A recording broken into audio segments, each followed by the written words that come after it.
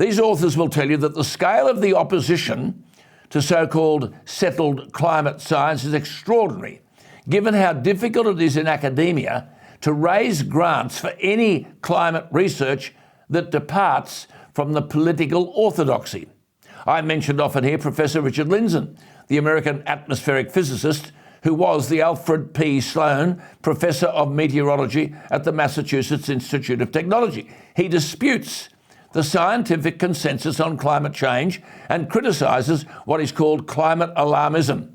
He's now said that the current climate narrative is absurd, but acknowledges that trillions of dollars and the relentless propaganda from grant-dependent academics and agenda-driven journalists currently says it's not absurd. How many times have I asked whether the government in Canberra has a map of the world? A week ago, tens of thousands of Czechs protested in Prague against the government, demanding more state help with rising energy bills. It's been described as the largest manifestation of public discontent over the worst cost of living crisis in 3 decades.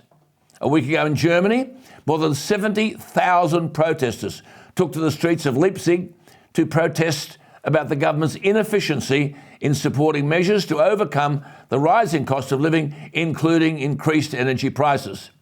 There's a general election in Italy on September 25.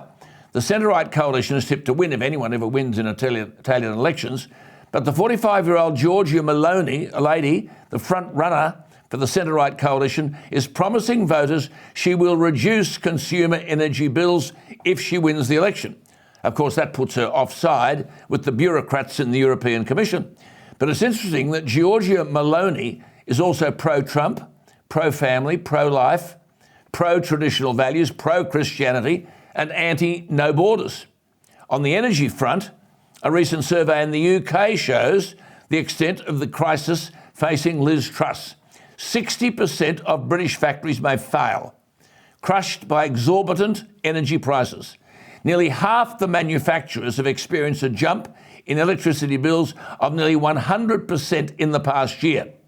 As Rod Dreher, an American writer and editor, has said, Putin is a son of a bitch for sure, but you can't heat your home or run your country's factories with anger at Putin, however red hot it burns.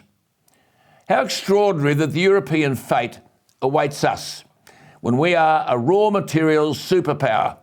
But Bowen and Albanese are taking us to a place we should never have contemplated going to. But where are the opposition? Dutton should emphatically say we oppose all of this stuff and we will use our raw materials, which are the envy of the world, to benefit Australians and the Australian economy, and we're happy to fight an election on it. Peter Dutton, put your stake in the ground now.